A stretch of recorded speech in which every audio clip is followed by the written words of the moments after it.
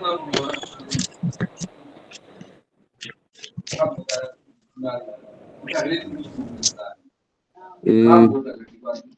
hello, please mute yourself, ma. Someone on.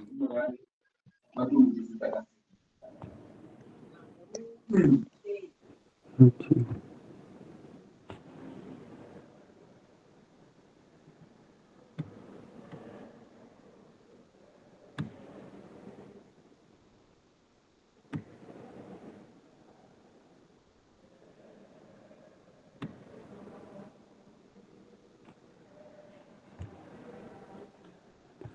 All right. Hello, everyone. I hope you are all doing well.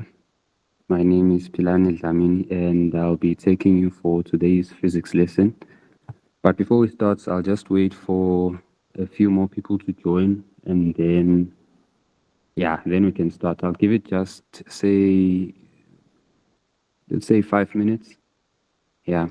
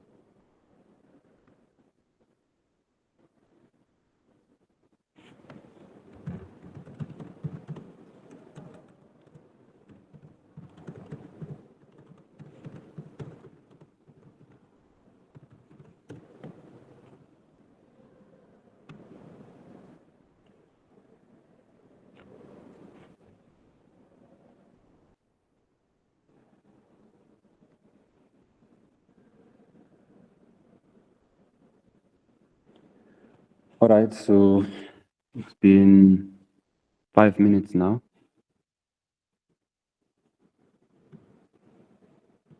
We can start the session. Right, so again, if you just join, please make sure you are muted. Yeah, so again, hello guys. Today we'll be just exploring a quantitative aspect of chemical change, right? So essentially what we're doing is we want to explore how chemists or the guys you see in lab coats at the labs in those fancy pictures, how they describe the makeup of substances. So we learn how to calculate how concentrated a solution is. We'll determine the percentage elements in a compound. We'll work out the simplest formulas of substances, which is what we call empirical formula. So we will learn how to calculate the concentration, right? Using this formula C is equals to N over V. That's one of the things we'll learn today. And then we'll determine the percentage composition of elements in a compound. And then lastly, we will want to know how water can actually become part of a crystal in some salts. So this is our last and final outcome of today's lesson. Right, so let us start.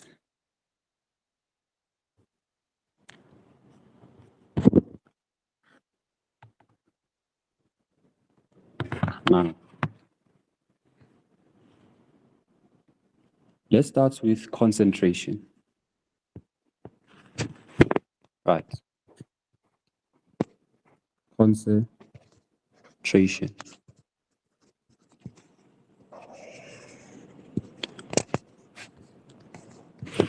So if you've ever had tea, and I'm sure most of us have had tea, what usually happens is the less sugar you have in your tea, the less sweet that tea is, right? However, the more sugar you have, the more sweet that tea is. So that is the whole concept of what concentration is. Before we define it in official physical terms. So concentration will just tell us, in the case or in the example of tea, it will tell us the concentration of, it will tell us how much sugar is dissolved in that tea, right? So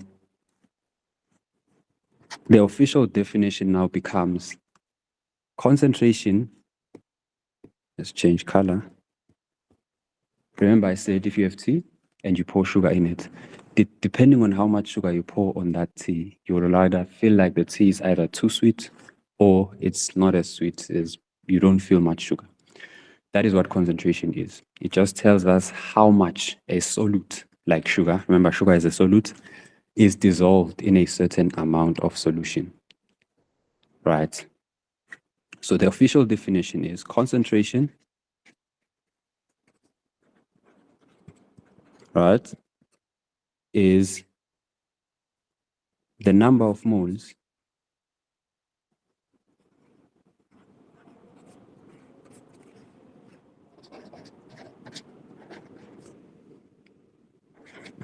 of a solute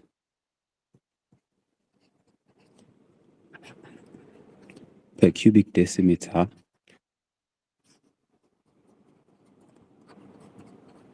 A cubic decimeter is represented by dm3. If you've seen this, it's a cubic decimeter, right? So, of a solution.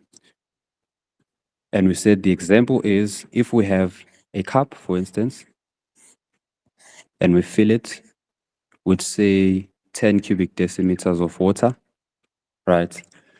And this is our cup. It's a funny looking cup, but you can see that's a nice cup for me. And you pour sugar, right, into this thing. Concentration will tell us how sweet your tea is. That is to define how much sugar you have in the tea. The number of moles of the solute, which is the sugar, per cubic decimeter of a solution, which is the volume of the water. Right. So what we normally do is, if you remember in the previous term, you should have learned how to find the number of moles and so on. Right. What happens is when you calculate the concentration of a solution, we use a formula C is equals to N over V, where C is what we call our concentration. And this concentration is usually in mole per cubic decimeter. Or some textbooks might write this as mole per dm, like this. It's the same thing, right? And then N are your moles, the number of moles, while V is the volume. In our case, the volume, with the example I just made, would have been 10 cubic decimeters. So you have 10 cubic decimeters of T in our example, right? So now, let's just do a quick example of how you would calculate the concentration in a given situation. Let's say you have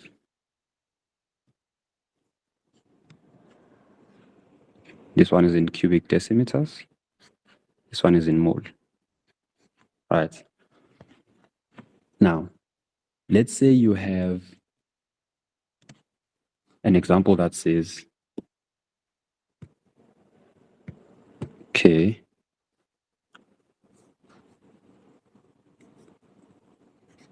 if you dissolve, say you dissolve about 0.3 mole of sodium chloride, let's say in 600 cubic centimeters of water, you dissolve sodium chloride in 600 cubic centimeters of water. I know I said previously the volume can be given in cubic decimeters, but it can also be given in cubic centimeters. So I chose this example so that we learn how to move from cubic centimeters to cubic decimeters as well, because they won't always give you cubic decimeters. Sometimes they'll give you in this form and you must convert it to that, right? So now if you dissolve this amount of mole in 600 cubic decimeters of H2O, or what you would call water, the question would now be, what is the concentration?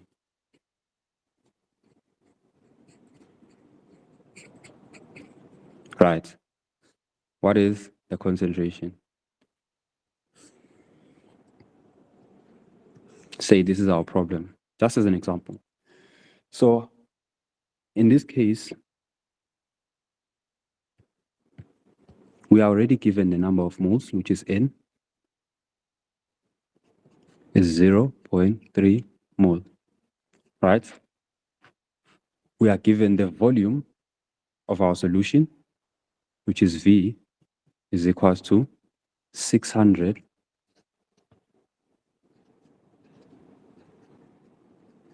cubic centimeters. However, we know that for us to actually use this formula, C is equals to N over V, right? Where V is our volume and where N is the number of moles. We must first make sure that our volume, this volume, we must make sure that is always converted to cubic decimeters, right? So now the next question would be, how do you move from cubic centimeters to cubic decimeters? You always divide by 1,000.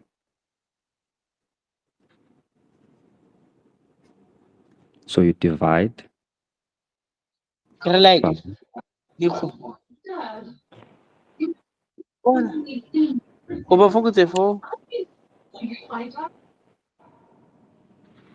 by 1,000. Right, so if you divide 600 by 1,000, you get, therefore, our volume would be 0. Okay, let's just do it. 600 divided by 1,000 would be 0.6 cubic decimeters. So that's how you move from cubic centimeters to cubic decimeters. But that's not the main aim of this problem.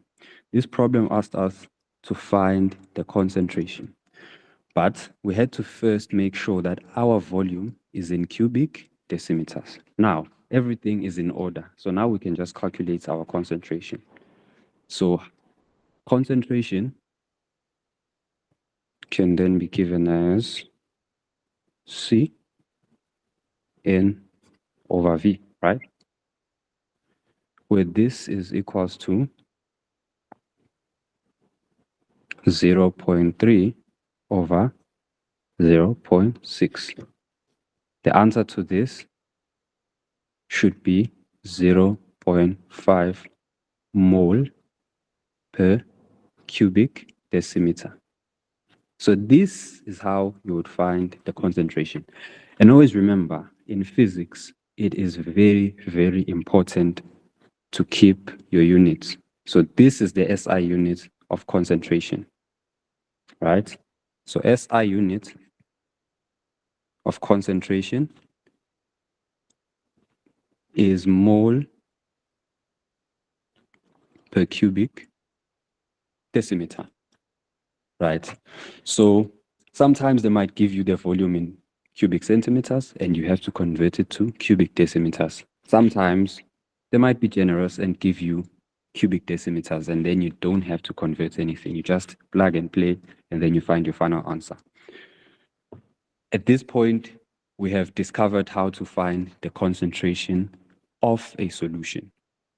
So let us move to the next part of our lesson. Now, sometimes, so remember, we said we will start here.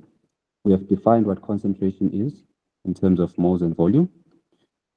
We have found how to calculate concentration using the formula C is equals to N over V. And now we are moving to our third point. So what happens is sometimes you are given a compound, right? And you would like to know how much contribution each element has on that compound. What do I mean by that? Let's say you are given carbon dioxide, right? So in this carbon dioxide, you want to know how much carbon and how much oxygen contributes to carbon dioxide. So how much C and how much O is in CO2. That's what we're saying. The way we represent this is usually in percentages. So a quick example is what we're trying to do is imagine you have a basket of fruits, right? You have a basket of fruits. I don't know, there's different fruits. Let's say this is a banana. This looks like an orange. What other fruit you can have? There's a tomato here. Tomato is a fruit, guys. There's a tomato here, and then, yeah, all those things. But this basket has just fruits. Now, what you're trying to do is you want to understand what's the percentage of oranges in this basket of fruits? What's the percentage of bananas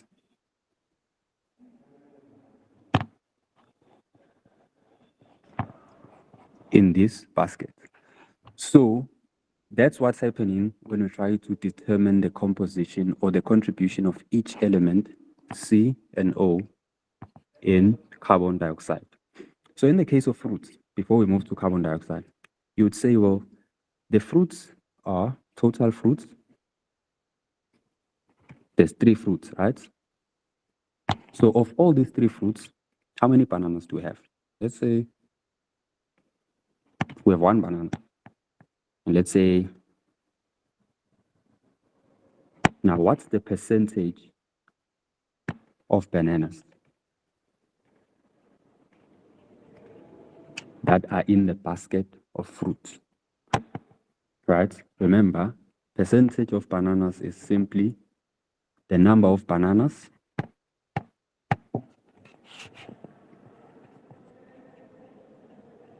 right, over the total number of fruits. This is from, you probably did percentages in grade 3, I think. Total number of fruits, right? And then you multiply this by 100. That's how you would find the percentage in this case.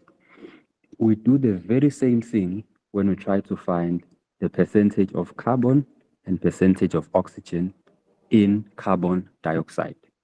We will have the total mass of carbon dioxide, and we will have the percentages of oxygen and carbon. Right. Okay.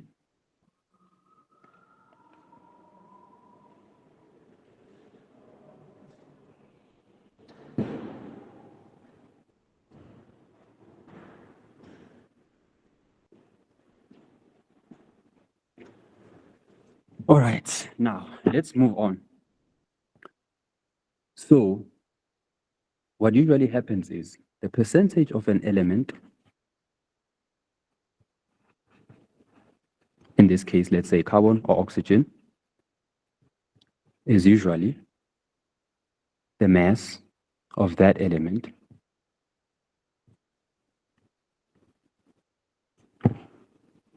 over the molar mass of the compound. The compound in our case, or in our example, being carbon dioxide.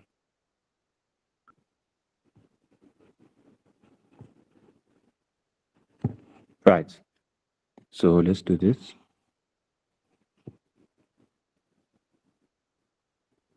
Can you still see? Let me do this. Yes. Now, multiplied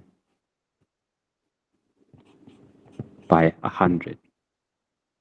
So here's a typical example of how this would work, right? So what they would generally say, or a statement would say, calculate, let me change color. Example.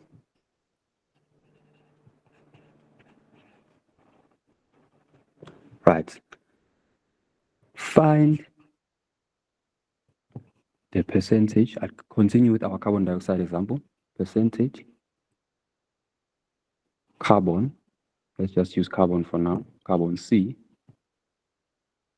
in carbon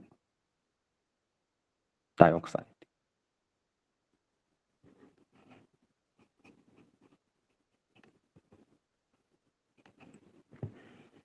Just a simple example. That's how a simple question would look like. Find the percentage carbon in carbon dioxide. Remember, we want to find the percentage of bananas in a basket of fruits. Percentage of bananas, percentage of carbon in a basket of fruits being our carbon dioxide. But now, we deal with different terms because it's chemistry. So let's do it. Let's use blue. So how would we work this out? So first, to find the molar mass, say 1, find molar mass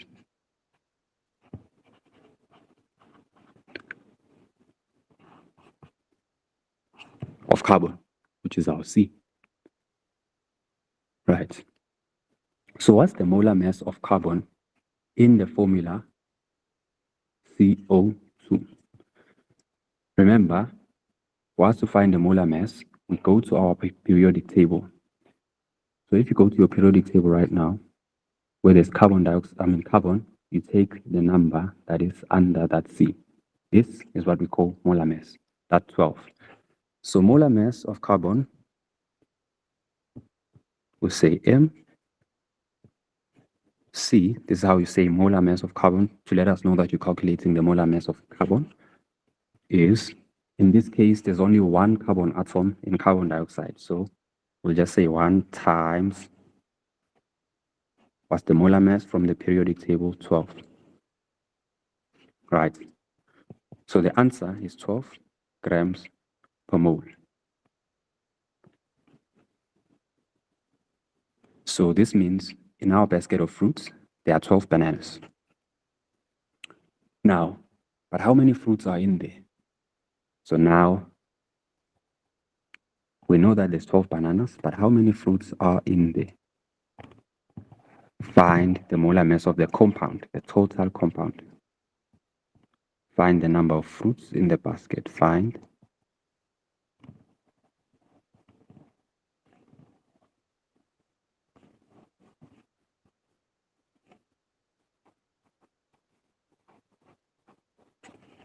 which in this case is our CO2. Right. Seems like we've exhausted our space, but let's continue. So we said number 2, we're finding, no, actually let's do this.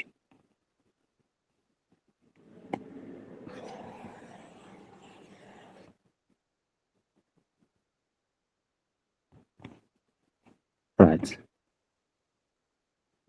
Yeah, good. Step 2, there's a G here. So now we are finding the molar mass of the compound. So in case you don't have a periodic table, let me just see if I can bring it for you. Let's add a periodic table. See if we can add a periodic table here. I think I have it here. Done. Yes, this is our periodic table, right? I'm not sure if you can see it, but let me stretch it. Yes. So if you check our periodic table, remember I said C has 12. This is our 12 right here.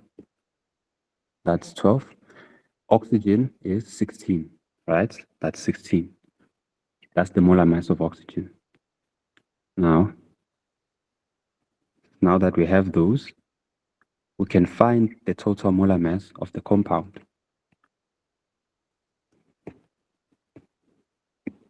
Okay, we say M, CO2, there's 1 carbon times 12 plus, but now we have 2 oxygen atoms in carbon dioxide. So 2 times 16. This gives us 12 plus 32, which should be 44 grams per mole. Now we can find just how much there is carbon in carbon dioxide. So we say percentage. Sorry guys, please mute yourself because you are disrupting the lesson. Okay, let's do this. Yeah. So now, last step. Step 3, find percentage C. So that is percentage C is therefore equals to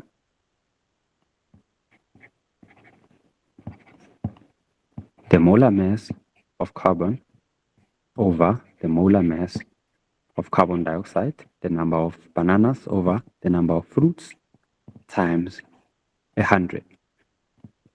We said the molar mass of carbon was 12, and the molar mass of the whole compound, which carbon is a part of, is 44 grams per mole.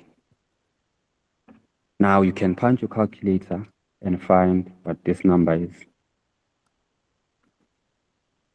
It's about 27.3, actually let's say 27%. Let's just round it off to 1 digit for now. 27%, right? So that's how you would find the percentage of carbon in carbon dioxide. But why do we need this? So we use this so that we can classify and so that we can gauge how much of a substance is present in an entire compound. Like for instance, if you've heard people say there's different amounts of chemicals or different amounts of elements in air, there's about 14% nitrogen and so and so much percent of hydrogen, and so on and so forth. So it's important for cases like that. Right. So this is how we would find the percentage of carbon. So if you wanted to find the percentage of oxygen, you would do the exact same thing. So for your homework, maybe you can find the percentage of O2. But simple math says if you have 27% carbon, it means the remaining should be for oxygen. So you might not have to calculate unless if you didn't know that carbon actually contributes 27%. But since we now know, what we would normally do is we know that the whole thing is 100%, the whole carbon dioxide. And 27% already is part of carbon. That means the percentage of oxygen would be 100 minus 27. That should be 63%, right?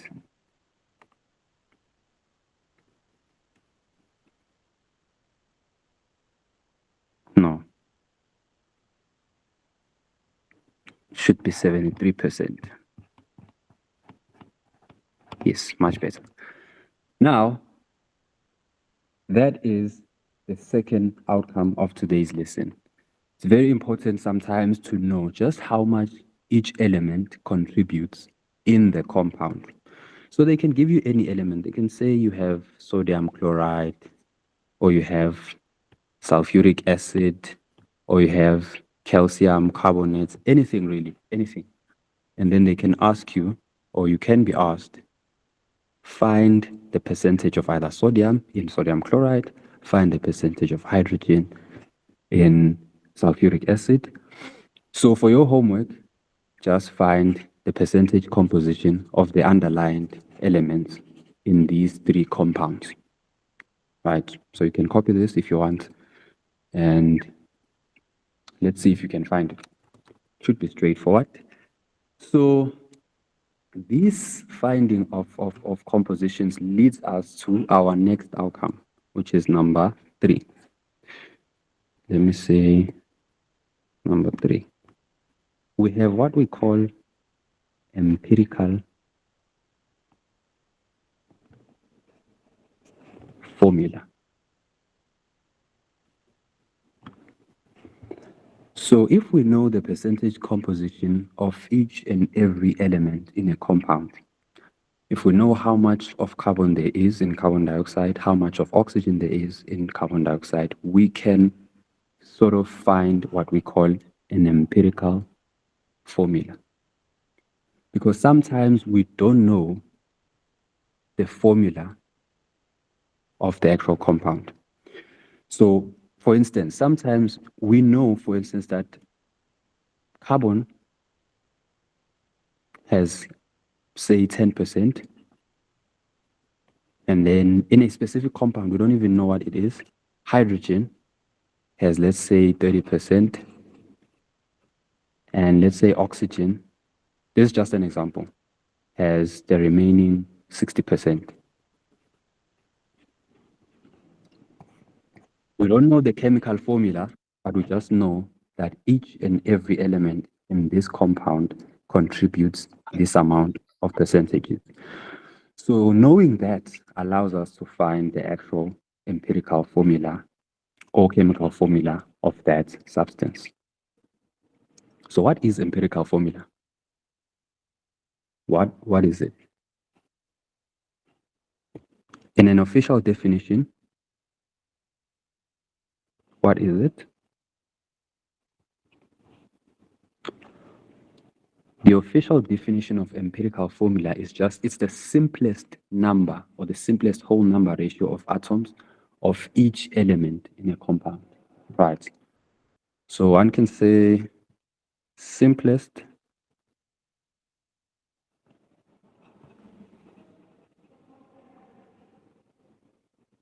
let's say whole number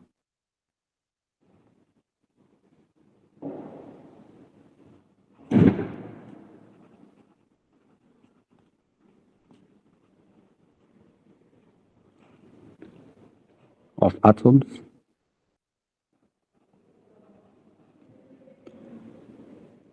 of each element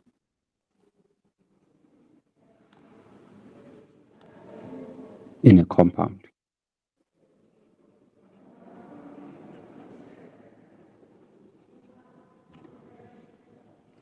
That's what empirical formula is. So a good example is if you are given an element and a compound that says,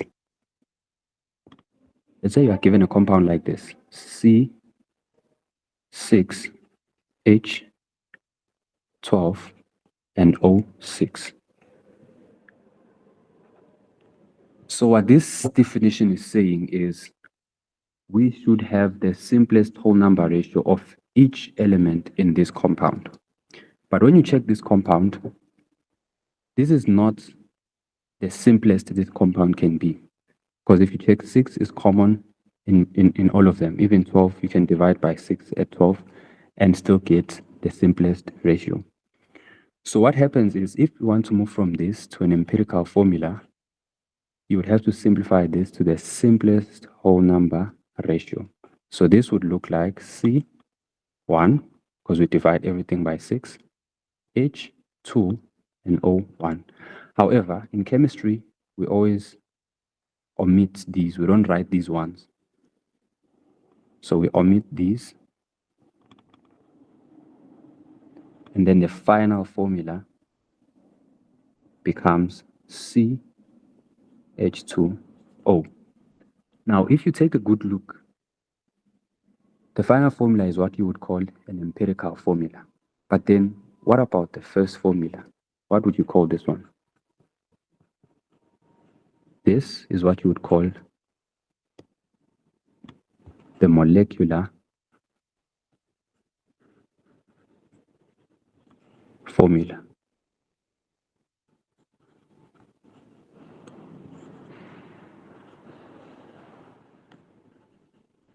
And this is what you would call the empirical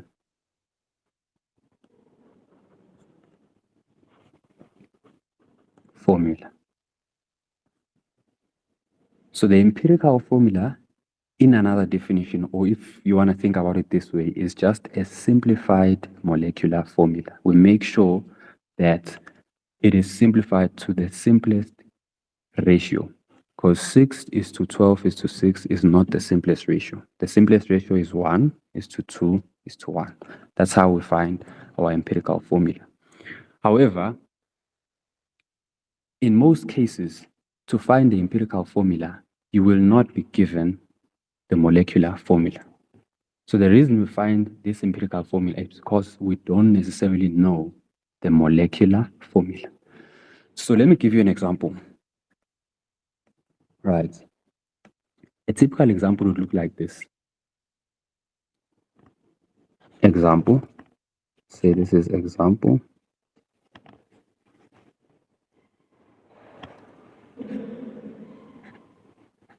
Finding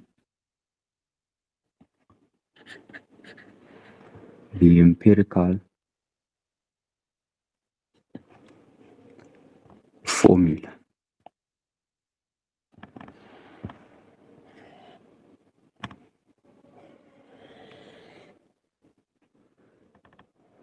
So here's the problem. A compound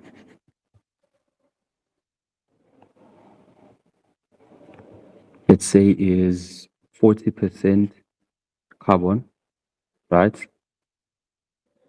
And it has about 6.7% hydrogen.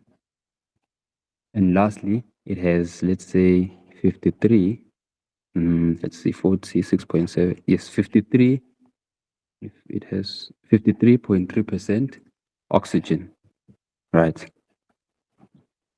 This is a typical example. Now, what is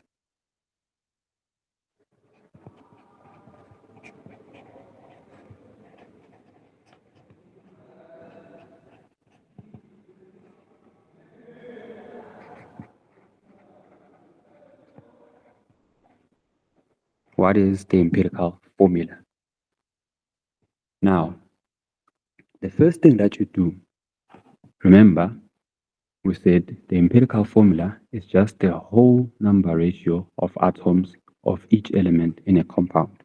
So we want to reach this final answer right here from the percentages that were given, right? So the way you start is, first of all, you convert all these percentages to masses. If you are not given the mass, you assume that the total mass is 100%, right? Okay, let's start. Let me just change. Step 1.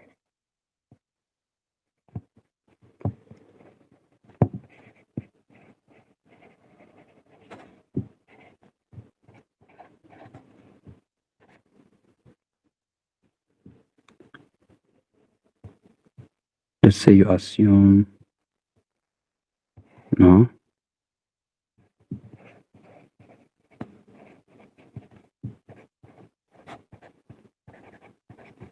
2 grams. Yeah.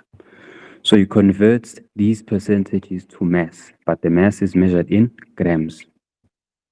Mass is measured in grams in chemistry, right? Always. Now, here's what you do. This means that the mass of carbon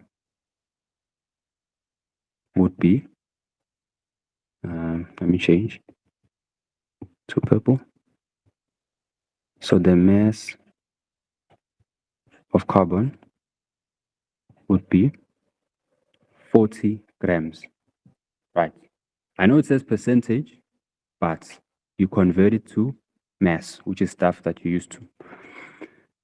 Now, you don't have to multiply any special, there's no special formula. Just take the 40% as is, you convert it to grams. You just write it as grams instead of percentages. And then you have, it means the mass of hydrogen would be 6.7 grams. And now the mass of oxygen would be 53.3 grams, right? So far, that's what we do in step 1. Now, the second step, because remember, in order to find the number of atoms, we must know how many moles each mass has. So now, step 2, you find number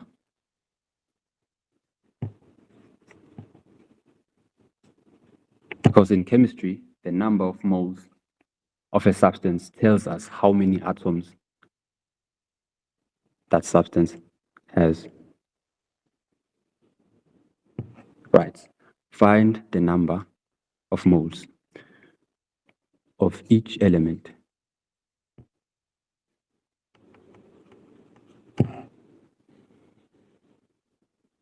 Right. So how do you do this? Remember, to find the number of moles, we use a formula from your term 2. There's a formula N is equals to M over M. Remember this? So this is the mass in grams of the element or compound or molecule. And this is molar mass. Molar mass is given in grams per mole. And obviously, the N is our number of moles.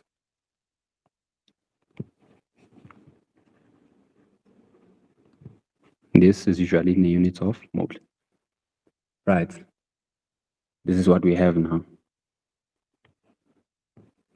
So what we do is we will say the number of moles of carbon dioxide, of carbon, say C will be, for carbon. And we'll find the number of moles for H. And we want to find the number of moles for, what is the other one? For oxygen. So this would be N is equals to, what was the mass? We said it's 40 grams. The molar mass of carbon is 12. Remember, we're just substituting from this formula, right? And then, okay, let me just write it. M. But this is a small m.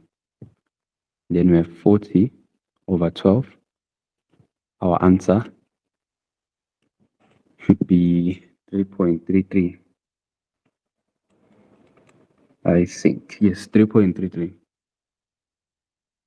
Now, for hydrogen, we do the same thing. But now I won't write the formula again. We just substitute. You have 6.7 over, remember the molar mass of hydrogen is just 1. Molar mass, you go to your periodic table. Where there's hydrogen, you take this number. And so on. For carbon, you take that number. And for oxygen, it should be 16. Right, now we have for oxygen, that means for carbon, 6.7 mole. Now, there's obviously something wrong with this answer. It's missing units. So always make sure you have your units. So it should be 3.33 mole, not just 3.33. We're not counting chickens or anything like that. Now, we have 53.3 over 16. This also should be around 3.33 mole. Aha. So remember our bananas example. What we now have is we have 3 bananas. We have we have 6 apples and we have 3 oranges. So now we can find the ratio, which will give us our empirical formula, which is what we want right here. Okay. In a basket of fruits, we have this number of bananas, this number of apples, and this number of oranges. So now let's do it. So how you find the ratio, to make sure it's the simplest ratio possible, you take the lowest number of moles that you have.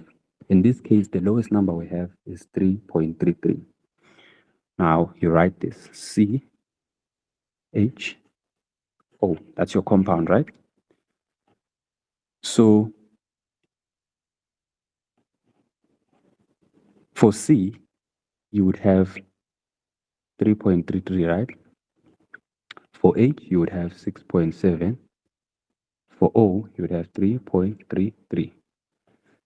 These numbers look funny. We want them to be whole number ratio of atoms of each element in this compound. This is not whole number.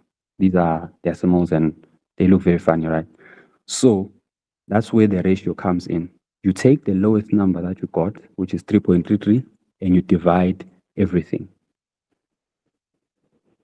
So if you divide 3.33 by 3.33, you should get a 1. Therefore, our final formula is,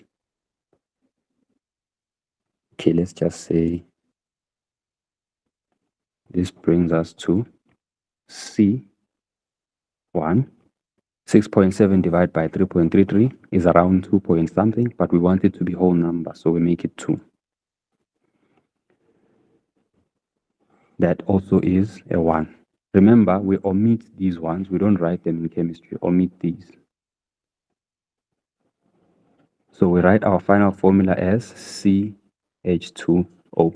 Now this is what you would call an empirical formula. The simplest way to do it, because sometimes it's easy to forget these steps. Let me show you. This is called a table method.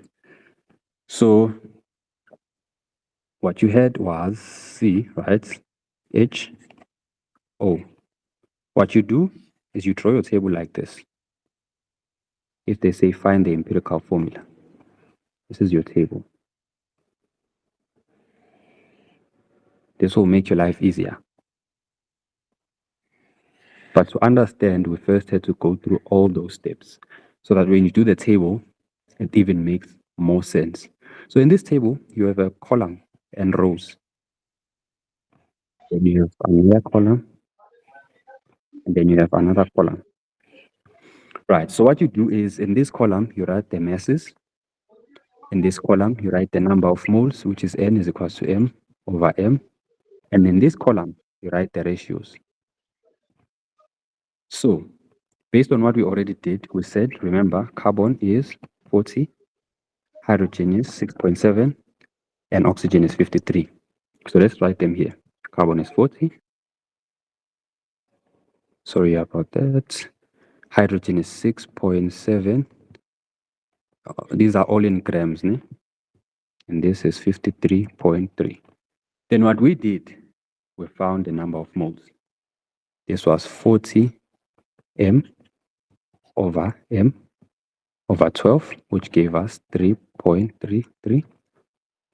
This was 6.7 over 1, which gave us 6.7. This was 53.3 over 16, which gave us 3.33 again. Then the ratio, remember what we said? We divide every number of moles with the lowest number that we have. The lowest number is 3.33. So this means we will say 3.33 divided by 3.3 for this one, which will give us a 1. And then this one is 6.7 divided by 3.33, which is approximately 2. And this one is also 3.33 divided by 3.33. That's a ratio, which is 1. So the reason we made it a 2 here is because it was 2.07. So you know, if you round off this number, if it's lower than 5, you take this number as is. So it should be 2. But if we had the final answer here, when dividing here, if maybe the answer was 2.5, then we would have rounded off to 3. Or if we had 2.8, we would have rounded off to 3. So if we have anything less than 5, we round it off, we round it down to just this number.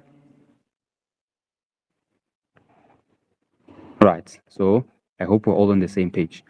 Now, if you check this table of ours, 1 to 1. So that means C is 1, H is 2, O is 1. The same thing that we got here. Right, but this one involves a very clean, nice table, quick and easy, and you would be done with your whole problem. Right, so that's another way of finding the empirical formula. So now, remember, we said we omit the ones, so we have CH2O. Right. So now, at this point in our lesson, we have defined what an empirical formula is as the simplest whole number ratio of atoms in a compound. We now know how to find the empirical formula of a substance. But before we move on, let's do another example, because empirical formula can come in your exams. So I think I have one here, the image. This one. I hope you'll be able to see.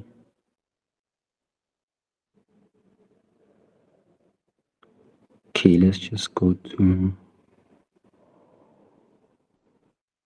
another page.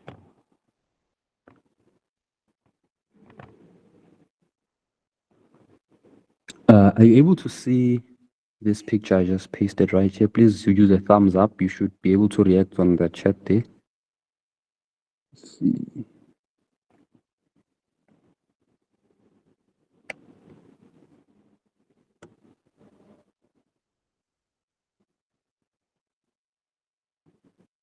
Okay. I'll assume you're able to see. Right. So here's another example of a problem that wants us to find the empirical formula. So we've already defined what an empirical formula is. It's the simplest whole number ratio of elements in a compound, right? Now, Okay, I won't write this definition because we already have it. My main focus is this problem. They gave us a 2-gram sample of this compound that contains this amount of carbon and this amount of hydrogen, right? So let us start. So in this case, they broke down the problem. They said, what is the mass oxygen in this sample? So our problem says we have an unknown organic compound. Let's start there. CxHy and OZ, right? So this compound has a molar mass. Okay, it's fine. Let's just say MCxHyOZ,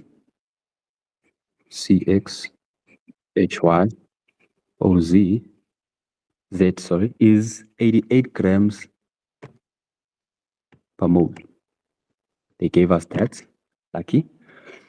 Now, the first question was, let's do 5. Okay, let me change the color.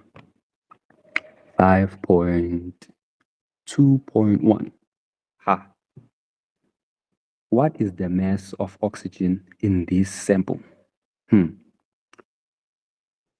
We are given the mass of carbon, right?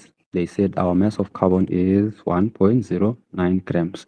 Notice that this example or this particular problem did not give us in percentages. So it's already in grams. We don't have to convert anything, right?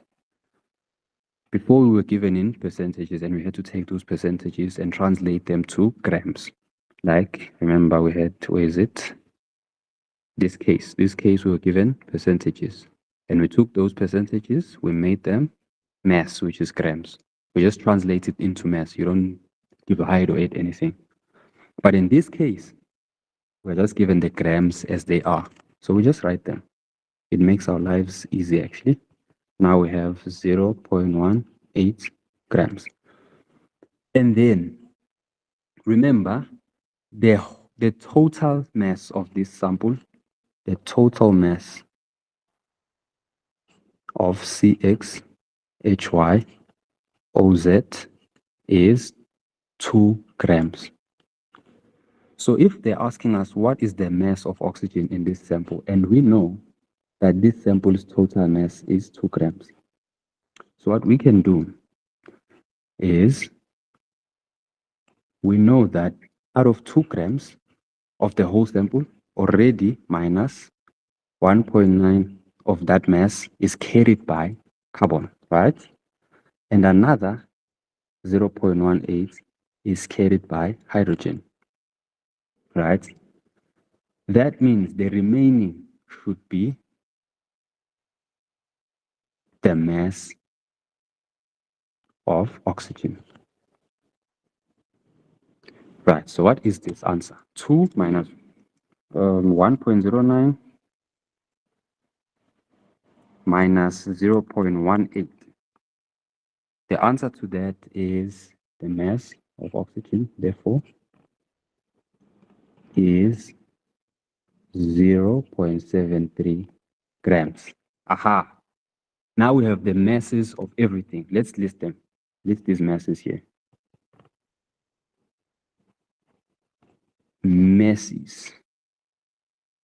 So we have the one for carbon, we have the one for hydrogen, and we have the one for oxygen. For carbon, we have 1.09 grams. For hydrogen, we have 0.18 grams. Sorry, this looks like a 6, but it's actually an 8. And then for the one that we were asked to find, which is this guy, we have 0.73 grams of oxygen. So now we are asked to find the empirical formula of this compound. So how do we do that? Remember our famous table that we used early?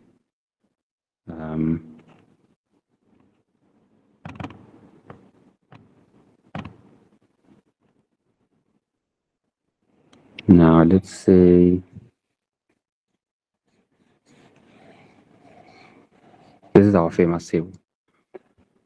We said we have, says, using our table method.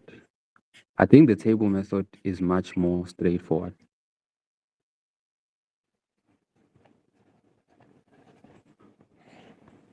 Because we just tabulate everything. So we have C, we have H, and we have O. No, let's put O here. And then we tabulate these.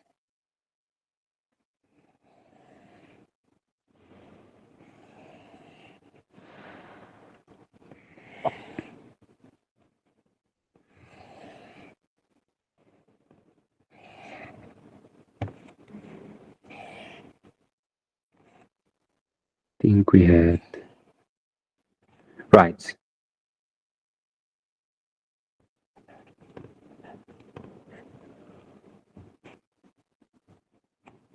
Let's just draw it. Then now, let's move this.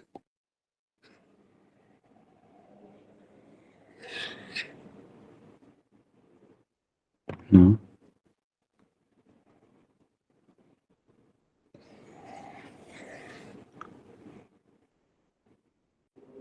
Yes. Okay, so let's do it like that. And then we know that always here in this column, we write our mass. Then here we write our molar, our number of moles, sorry. And then the last column is our ratio. That's our fancy table right there. Okay, so let's do it. Our mass for carbon was 1.09. 1.09. Let me change this color to blue. Our mass for hydrogen was 0.18. Right?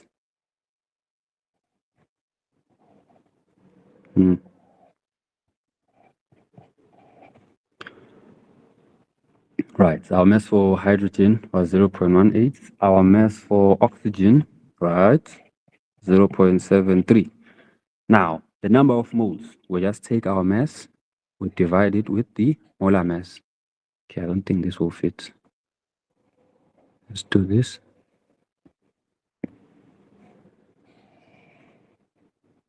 Yes, much better. We have 1.09 divided by 12. Is it? We get our answer here. We have 0.18 divided by 1. We have 0.73 divided by 16.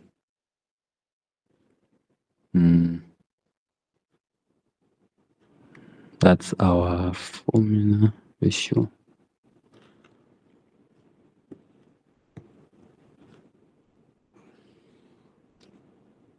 Then our ratio goes here. Right, so now let's calculate these ones. What are they? So 1.09 divided by 12 will give us 0.09.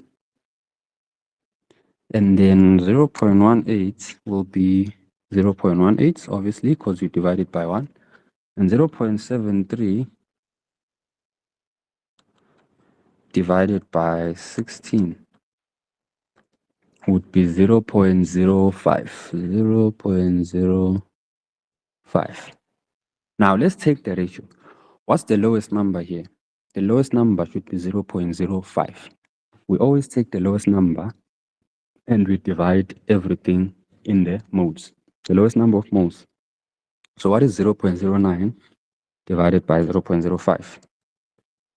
0.09, 0.05 should be 1.8, which is roughly 2.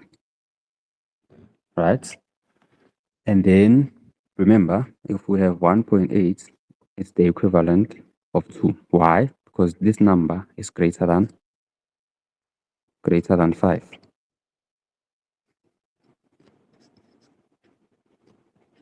Always, right? So this will be 2 here. Now, what is 0.18 divided by 0.05? Let's see it. 0.18 divided by 0.05 should be 3.6, which we can make it to be 4. And then here we can get a 1, because 0.05 divided by 0.05 is just 1. So now this means our empirical formula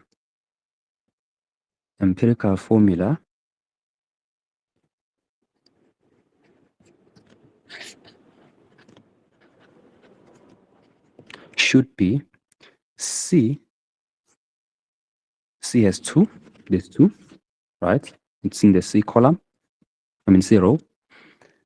H4, right, which is this guy, and O1. But remember, we never write the 1, we just remove it. Aha! Now this is our empirical formula, right? So now, at this point, we have managed to cover the empirical formula of a substance from a percentage mass or a mass composition data. So we're able to cover both. And now we are going to our last 2 points, which is defining water of crystallization and also the number of moles of water crystallization in a hydrate, right?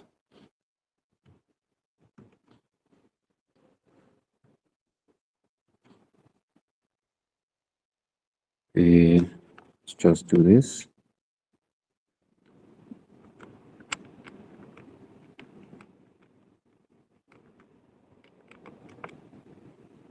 Okay. Before we do that, was our question complete? Oh, yes, we are left with 5.3. Now, so we just left with 5.3, then we can move on. For 5.3, 5.3 was, okay, so if this is the empirical formula, what is the molecular formula? Remember what we said before, a molecular formula is what actually represents what the compound looks like. What the compound is the actual number of atoms in the compound. However, the empirical formula is just a simplified version of that. So we break down into the simplest possible ratio. So now how do we find the molecular formula, which is the actual formula of this compound? Molecular formula. Let's use, I like this one, 5.3.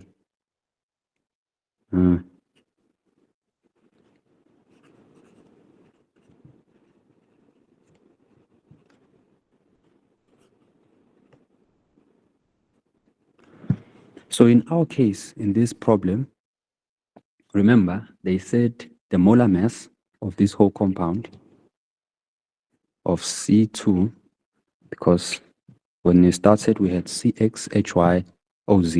So this means X would be 2, Y is just 4, and Z is 1.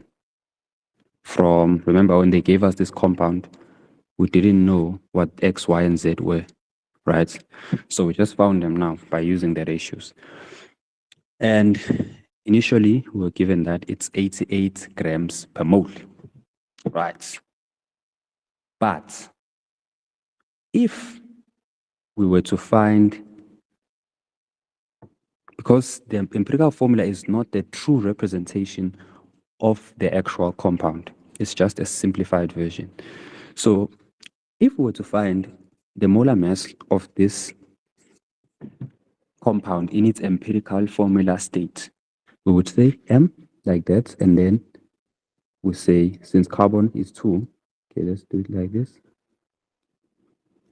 C2, so we'd have 2 times 12 plus 4 times 1, because the molar mass of hydrogen is 1, plus 1 times 16, because there's only one oxygen atom. Right, so what would this give us? It would give us 24 plus 4 plus 16. This is roughly 44 grams per mole. Aha. If you check this is not the same as the grams per mole or the molar mass of the actual compound. Why? Because this is the empirical formula. And the molar mass of the actual compound was found using the molecular formula. So what we do to find the molecular formula of that compound is we were given that its molar mass, no, let's not write this for now, its molar mass, right, was 88. However, the empirical molar mass is 44 grams per mole. So what we do is we take the ratio. Take the ratio of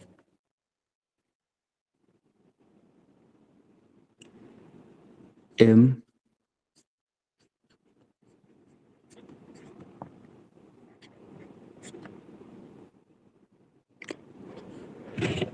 excuse me. So you take the ratio of C2H4O to the ratio to the molar mass, sorry, of CXHYOZ. Right. So how do we do this? We simply take this number 88 and divide it by 44. So the ratio, or N rather, would be, let's call this ratio. Why is it doing that? So this ratio would be 88 over 44. And remember, the molecular formula will always give you a higher molar mass. That's why the 88 is divided by the 84. The 44, sorry. So now the answer to this is 2. This is the ratio. So what does this mean? It means to find now the molecular formula, because this, remember, is just the empirical formula. We must take this ratio and multiply these subscripts to find the molecular formula. Therefore, the molecular formula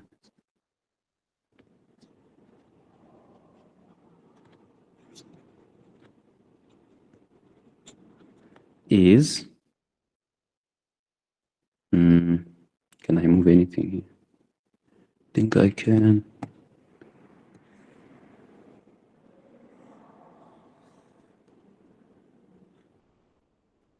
Yes.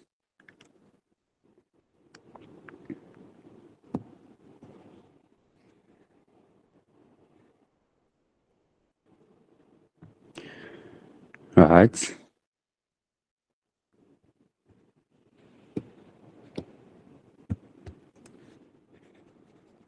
Now, molecular formula, let me write it in red so that it's noteworthy. Therefore, molecular formula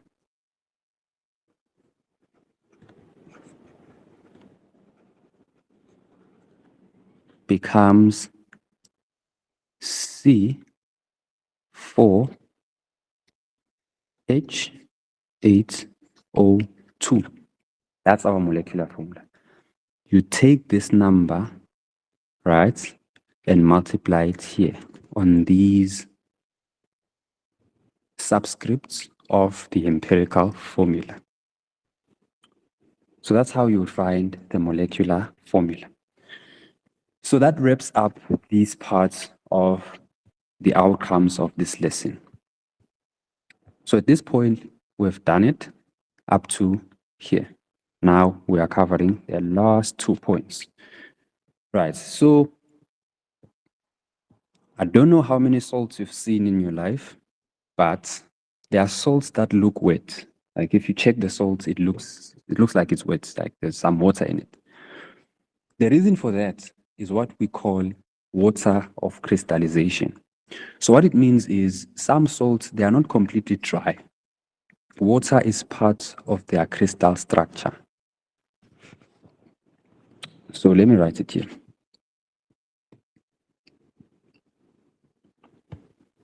Remember, once the lesson is over, you are always welcome to ask any questions or seek clarity to, not to, what am I doing? Water crystallization.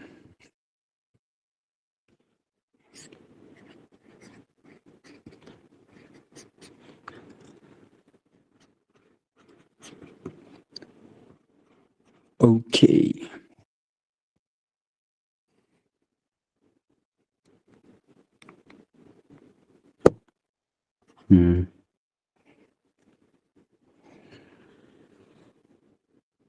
Yes, much better. Now, remember what I just said. If you've seen enough salts, I hope you have, there are salts that are not necessarily dry. When you look at them, they look a bit moist, or if you like, you can say they look a bit wet, right? So the reason for that is a concept called water crystallization. It's because when those salts form in their crystal structure, they have water as part of that crystal structure. So let me write it for you so that you'll remember. Some salts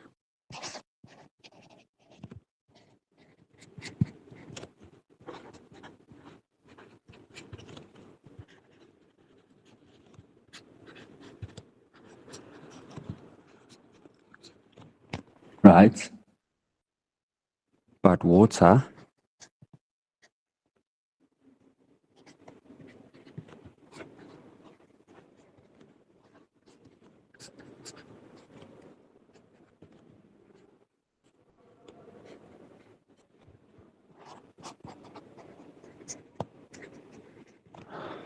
this is not the definition, but it is the simplest way you can explain water. It's called water crystallization.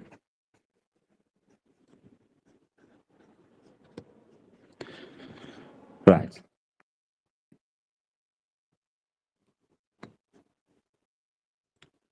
This is called water off, sorry.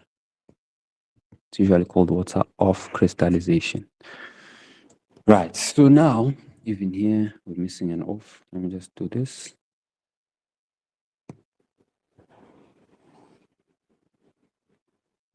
No.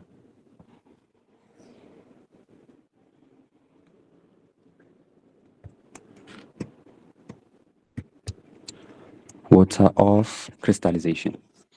So what's the official definition? So the definition,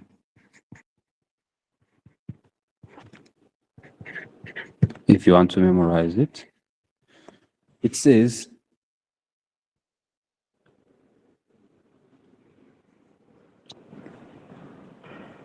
let me change color. So water of crystallization, yeah, should be fine. Blue, yeah, blue is fine. So water of crystallization is essentially the water that is chemically bonded within the crystal structure of salt. Water, if I can, yeah.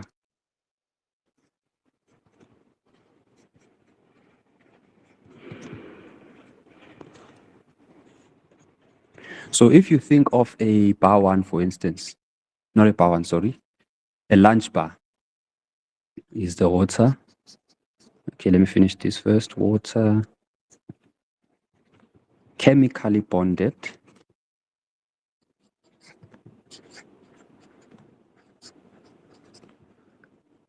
within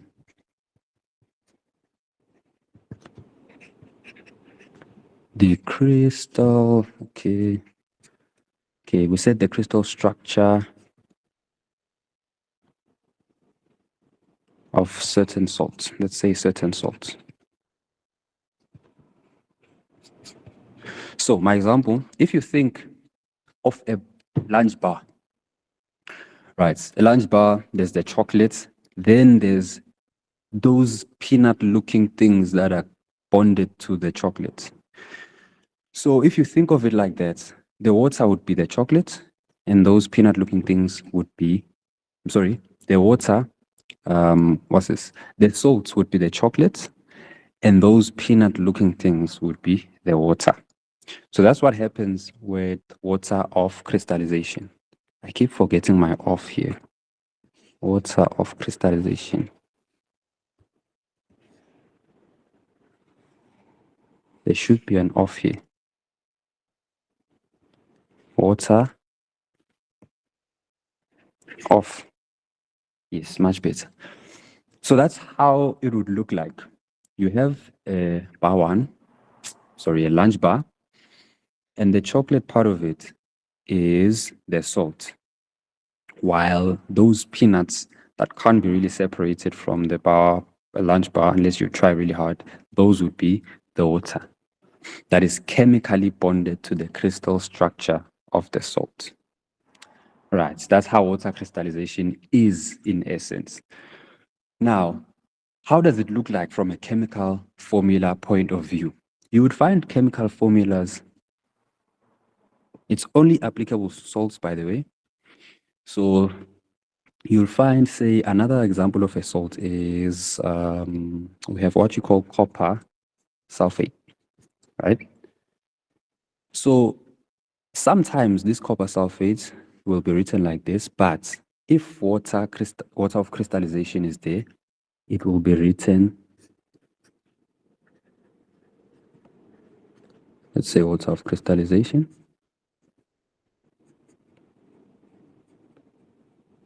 It would look like this, CuSO4. There will be a dot here, and then 5H2O. What it means is just that the salt is wet. If you think about it in layman terms or in regular language, right, without thinking about physics, just means the salt is wet. So if you wanted to dry the salt, for instance, you would have to heat it up so that the water evaporates. Then you would have dry salt, right? So this formula, what it means is for every, let's say, meaning.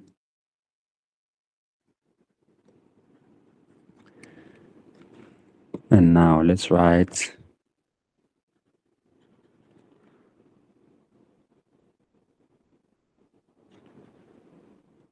the salt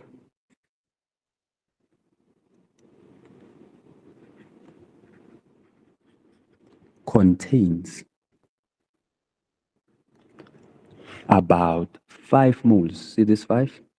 Can be any number, by the way. It doesn't always have to be 5. Can be 3, can be 2, can be whatever. Because that represents the number of moles of water that are in this salt. So what this means now is the salt contains 5 moles of water, let's say of H2, for every 1 mole of salt. That's what it means. Our salt in this case being CuSO4. Right. The salt contains exactly 5 moles of water for every 1 mole of salt. That's what it means. Right. So this is the concept of water of crystallization. It's not a big concept or a huge chapter, right? So now, how would this be presented now, or how would you find actually the number of moles of water that are lost deciding, let's say you decide to heat up this salt. Remember what I said? If you want to make sure that the salt is dry instead of being wet, you can heat it up. and the water will evaporate. You know, water is scared of heat, right? It always turns into gas and runs away. So that's how you liberate this salt of the water. Now, let's say you decide to do that. How would you determine how much salt is left and how much water did you liberate in terms of steam or gases? Let's do a simple example of what it would look like. Right. Okay, where are we? Great. Example.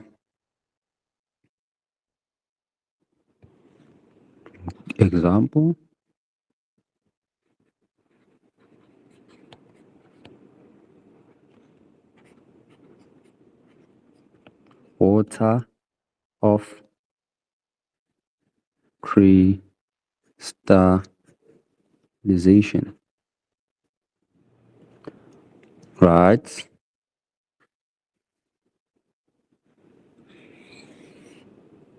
Nice. So a typical example would say you have a sample of copper sulfate, right? And it has a certain mass. And then after heating it, you measure the mass again. And now you want to find how much or how many moles of water were lost. Let me make an example, like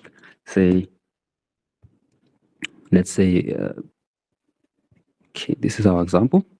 It says maybe a sample. You would find this as well in an exam type of question. A sample of copper sulfate. In this sample, we don't know how many moles of water are in there. We just know it looks wet. It means it has water in it. And we wonder just how many moles of water do we have? So this X represents that unknown. We don't know how many moles of water are there. And now we say a sample of copper sulfate or hydrated copper sulfate has a mass, let's say has a mass, just keep things off, 250 grams, right? And then after we heat it up, because we want to liberate, after heating it up, right, we measure the mass again. And we find that 160 grams of anhydrous. Anhydrous means without water. Let me write it here. These are physics terms. Anhydrous copper sulfate, right, remains. Now the question is, if 160 grams of anhydrous copper sulfate remains, how many moles of water were lost? How many? This looks long, but it's not really long. I'm just making sure that it's big so that you can see it. It's actually a short question. It's probably worth 4 marks. How many moles of water, let's say H2O to make it easy, were lost? Right? Double question mark. Obviously, it'll always be one question mark, but just add 2 to make it fun. Right. Now, we know that the total mass, M, let's solve it.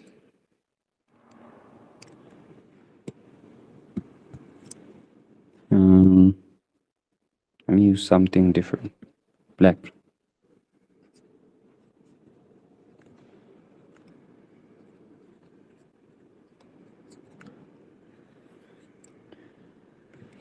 We know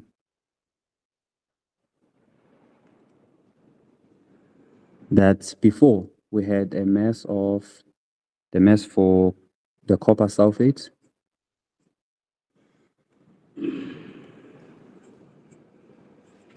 it was just 200 grams. However, in this mass, it included the copper sulfate, which is the salt, and the water. And then now, to make sure that we only have the copper sulfate salt remaining, we heated it up. Heat it up. And then our mass for copper sulfate is 160 grams. The reason we are confident after heating it up that the remaining mass is only of the salt is because we know that if we heat it up, water will evaporate. And then now everything remaining is just pure salt. So the question is, how many moles of H2O were lost? All right. If we had 200 grams starting and we measure this thing again and now we have 160 grams, it means the new mass or the mass of water that we lost, H2O, that we lost is 200 minus 160, which gives us, sorry, this is not 200, it's 250. We had 250 here. So let's just do it like this. Let me zoom in more. Yeah, much better.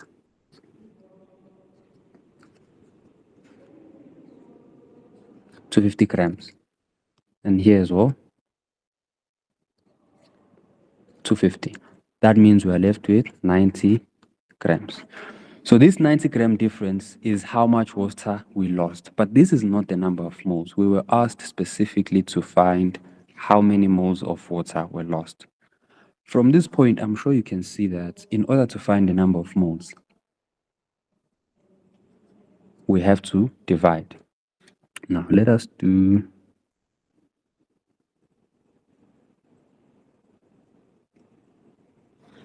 change color.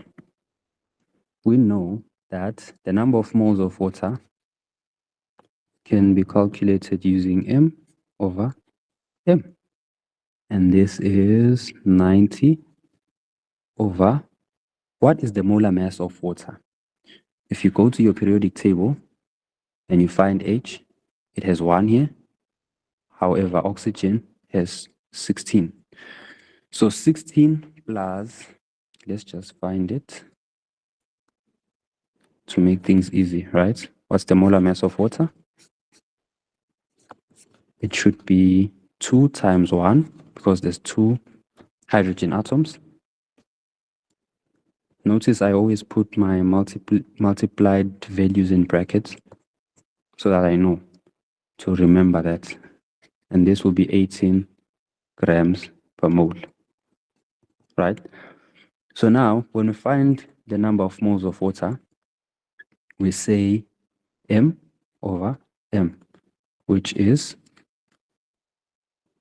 m was 90. This is the water that we lost when we were heating this thing up, and 18. Now, what is the answer here? So 90 divided by 18. The answer is 5, not bananas, but moles. Right? Always remember, units are very important in physics. If you don't include units, one day when you become an engineer or a scientist, you might just kill people. We don't need that. Now, so this is the number of moles of water that were lost. So what this tells us is that our x here, remember we didn't know this x, is actually, therefore, x is 5. And thus our final formula, or what this thing was supposed to look like in the beginning, is CuSO4 5 H2O. So this is what the formula or the chemical formula looks like. Great. Now this is how you would actually compute, or you'd solve a problem of the water of crystallization. Basically, you'd have to know how many moles of water were liberated, or sometimes they can give you the number of moles of water that that were liberated, and you'd have to calculate the mass, for instance, right? But all in all, this is the procedure that you'd have to follow. So at this point, we were able to cover everything in our list of objectives for today's lesson. So we even were able to determine the number of moles of water of crystallization in a hydrate. So before we close it, remember what we said. Hydrous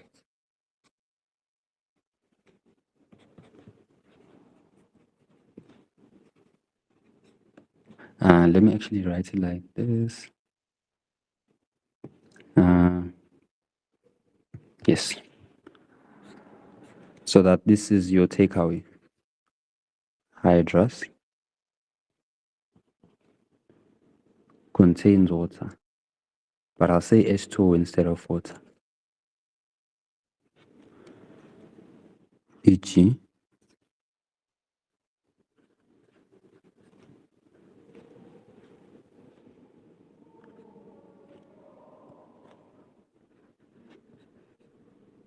and then anhydrous is the opposite of hydrous. Does not contain water, rather. Does not contain H2O. Let me say e.g., just CuSO4. Right, no water there. Now, let me write a big, bold, remember.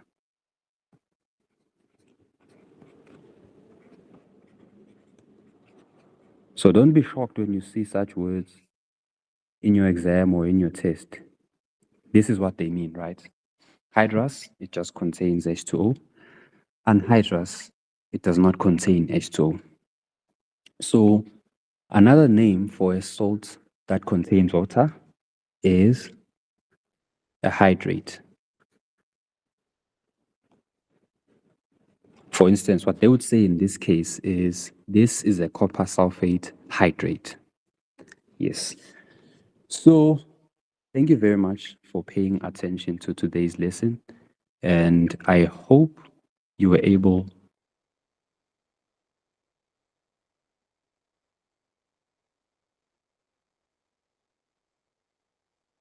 and that brings us to the end of today's lesson. Thank you very much, guys. You can go do your homeworks now with more understanding of quantitative aspects of chemical change in physics. All right, thank you.